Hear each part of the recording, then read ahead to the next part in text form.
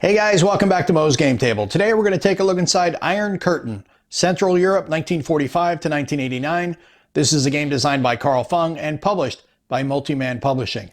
This is the long-awaited SCS World War III version that everyone has been excited about for a while. Once this was announced, I think this probably went to its pre-order limit pretty fast. I know I jumped on it immediately because World War III is definitely my interest. Anything modern I'm going to jump on. And it does cover the entire period from 1945 to 1989 with multiple scenarios. So let's take a look at the back of the box and see what this game's all about. Iron Curtain is a standard combat series game covering the potential hot war erupting between the East and the West at the flashpoint along the intra-German border established at the close of World War II. Scenarios examine the forces available over the entire 44-year period, with snapshots in 1945, 1962, 1975, 1983, and 1989. The resulting force ratios not only change with weapons and order of battle evolution, but as a product of the tumultuous effects of the culture. In addition to the typical Warsaw Pact invades NATO situations, the game provides for 3 NATO offensive scenarios. The 1945 Churchill plan to continue World War II before the Russians could consolidate their gains, Operation Unthinkable. The mishaps of 1983 that could have launched an offensive in error, and allowing the West to capitalize on the dissolution of the Warsaw Pact nations in 1989. Every game is different because while the units set up in their peacetime housing areas, each side gets an unpredictable amount of time to run up before the war actually begins while tension rises.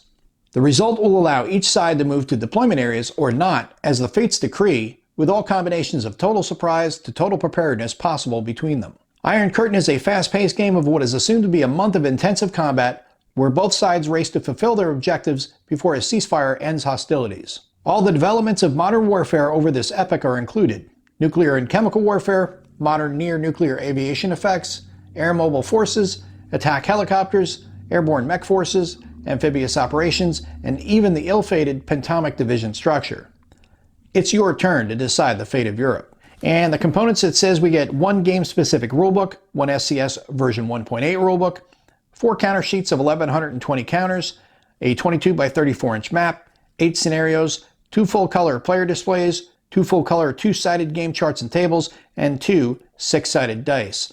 And here's an example of the map and the counters, and the scenarios themselves. We get 2 for 1945, 1 in 1962, 1 in 1975, 2 in 1983, and 2 in 1989. So let's take a look inside and see what you get. All right, we get our 2d6, list of components, game-specific rules, and this is big, thick, 52-page book. Series rules, 2 player displays, 2 player aids, our counter sheets, all 4 of them, and our map. So let's set up the map and take a closer look at the game. And here's a look at the map that comes with the game. It is oriented lengthwise, which is easiest to read. I'm going to expect most people are going to turn it sideways where it's easiest to manage. But this way you can see it in its proper orientation, and you can see all of the different terrain features and how busy this map really is. The southern part of the map, we have France, West Germany, Czechoslovakia, Hungary, Yugoslavia, Austria, Italy, and Switzerland. The northern part of the map has Netherlands, Denmark, Sweden, East Germany, and Poland. It is, like I said, really busy map. Top part, we also have North Sea and Baltic Sea, but look at how tight and condensed everything is in this section. Not only various terrain features, but a lot of cities, and you've got these busy looking roads, and they're different looking, and that's for good reason. You're running 8 scenarios across multiple eras on this map, and these roads have different colors for reasons. 1945, certain maps were primary roads. 1962, other roads became primary roads. 1975 and onwards, different roads became primary roads as things evolved in Europe and recovered from World War II. So that's why you're going to have different colored roads out there. It makes total sense when you think about it. Then you'll also have the 1945 line of contact, which goes along this line here it's bright red. Then you have the Iron Curtain, which is this darker red line, and that cannot be, neither one of them could be crossed until the war kicks off in each of the different scenarios. You have red hexes around these different cities, and that is to denote a major city, whereas these other cities are minor cities. You have sea lines at the top as well, and all that is explained to you in the terrain key in the top corner of the map. And as I said, we have the terrain key, which gives you an explanation of all the different pieces of terrain on the map, including the era-specific roads. Then we have the air superiority track, the tension track, which is interesting because remember the run up to war, which was talked about on the back of the box. That's how you're going to keep track of it. Once you hit 5, that's it. Hostilities will kick off there. Then we have the weather track beneath that.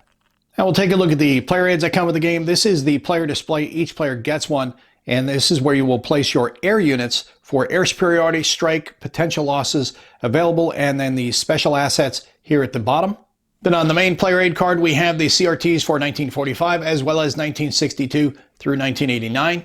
And on the backhand side, we have the terrain effects chart, which explains all the different types of terrain, the movement costs, whether it benefits the defender, if it's a no retreat hex, and then the air strike success value. On the bottom, we have the nuclear weapons table and the chemical weapons table. And we'll take a look at the counter sheets that come with the game. There are 4 of them, and these are half-inch counters, so a lot of counters in this game.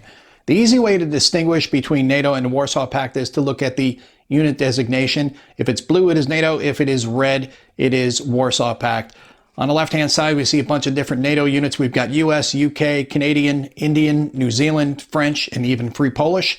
Over here, we've got Soviet, Czech, and Polish units. The next sheet, we've got more Soviet, East German, Czech, and Polish units.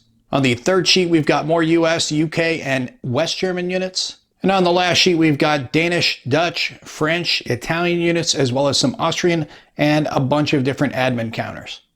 And we'll take a look at the series rules, version 1.8. Only 8 pages of rules, pretty simple, straightforward to get into. Start off with the introduction, a note about version 1.8, how to learn the rules, and then the components themselves, the map, the playing pieces, the rules, as well as setup notes, the cumulative effects, and then the standard rounding rule.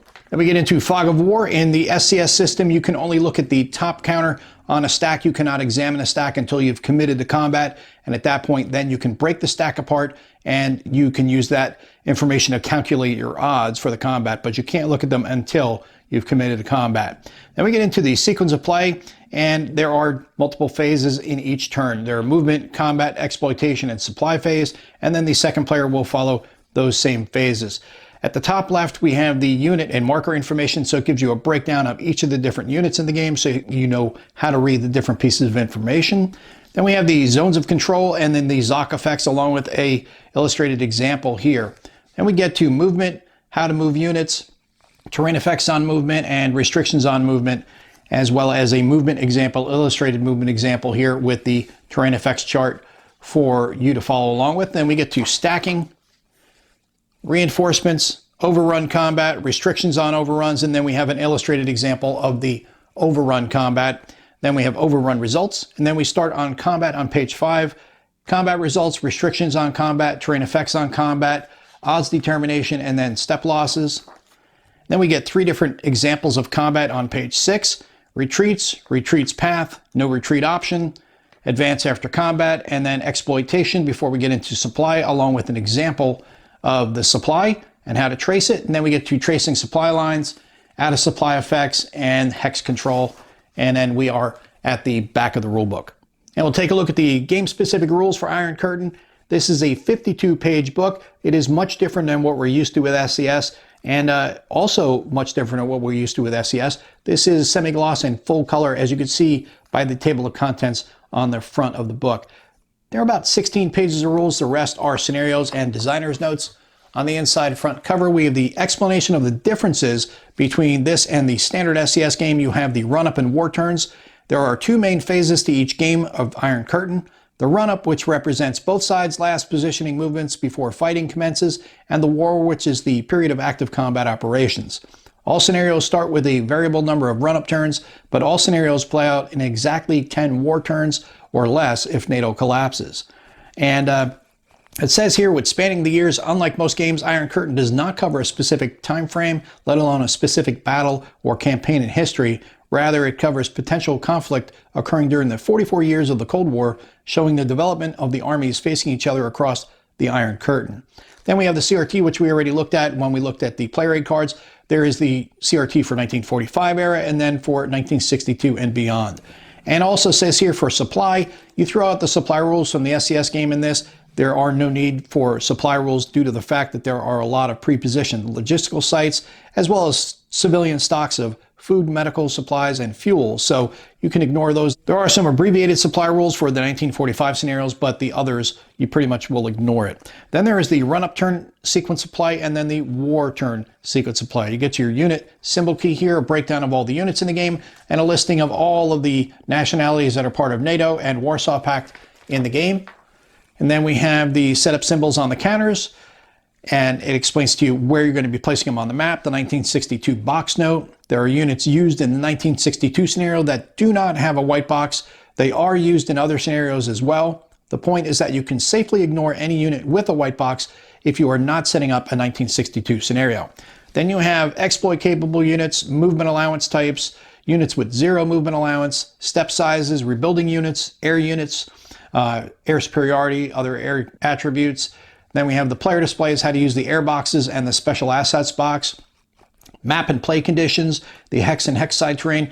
And here's what I was talking about earlier on the map. You have the 1945 line of contact. This is a bright red line with some dashes through it, and that's a little further towards Russia, and that will be where the delineation line was before the Iron Curtain, which is the darker maroon line, which you cannot cross, either forces cannot cross until war commences. And then we have road construction, Autobahn braking, weather, then scenario rules, scenario setup notes, NATO as aggressor, 1945 transition to the modern era, basics, all your rules for stacking, air movement, reinforcement entry, military district group entry for NATO, special entry situations, and then you have your run-up explanation, how that all works, and the different tension levels. Once you hit 5, it flips over and you go right from the build-up to the actual war itself, and that's what it explains here, transitioning to the shooting war once you hit level 5. Then we have the war turns rules, and this is going to explain your zones of control, combat, the terrain effects, retreats, no retreat terrain, no retreat in advance after combat, the air war portion of the game, and how all aspects of that are handled, the ground strike execution, nukes and chemicals, and then we get to airdrop and amphibious landings. Then victory, the Berlin trigger, victory reasons and NATO collapse checks, and victory hexes and special munitions. And we have historical optional rules for pre-positioning of material configured in unit sets, which is POMCAs, and the arrival locations at the different time frames, 1945, 62, 75, 83, and 89. Then we have abbreviations here on page 16, and then the designer's notes from Carl Fung start on page 16, and that will go on for a couple of pages. Then we have Dean Essig's developer's notes on page 19. And I love this. Lots of toys. Use them all. Hard. Yeah, that's great because there's going to be a lot of cool toys to play with here. And then we have the historical notes for 45, 62, 75, and 89, as well as 83. That goes on until page 24, where there is a bibliography. And then page 25 is where we start getting into the scenario setups. 1945 order of arrival, 1962 order of arrival, and the Warsaw Pact reinforcements, 75 order of arrival, 83, 89, and then scenarios themselves actually start on page 33. Hot time in the town of Berlin, which is the 1945 Western Allied Offensive, and it gives you all the units and how they'll be set up on the map, as well as your special assets, other units, and the Allied available air units. Same for the Soviets, available air units. And then we get to Don't Fence Me In. This is the Soviet offensive in 1945. And then we jump to 1962, If I Had a Hammer, Soviet offensive. Then we get to Bohemian Rhapsody, a Soviet offensive in 1975. 1983, Eye of the Tiger, a Soviet offensive. It's a Mistake, 1983, NATO offensive. I love the 80s music references here. Everybody Wants to Rule the World, 1989, Soviet offensive. And then We Didn't Start the Fire, little Billy Joel to finish us out with the NATO offensive in 1989 on page 49. And then the nuclear and chemical weapons use, which we saw on the player aid card and the other tables from the player aid cards. And then we are at the back of this special rulebook. And that is a look at everything you get inside of Iron Curtain, Central Europe, 1945 to 1989. This is a game designed by Carl Fung and published by Multiman Publishing. Well, we've wanted a World War III SCS game for a while, and Multiman comes through in a big way here.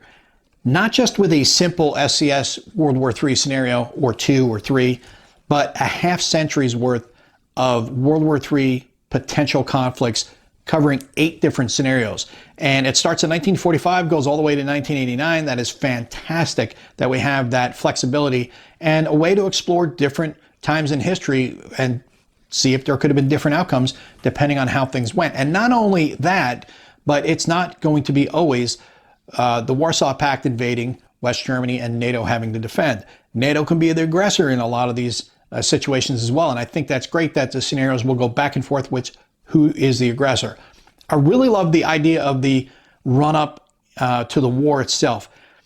Standard games, we pretty much have your guys out, your pre-position, and then you're fighting. Here, you've got a run-up, so you've got to try to get units out because you feel the tension's rising. You know something's going to kick off, you just don't know exactly when.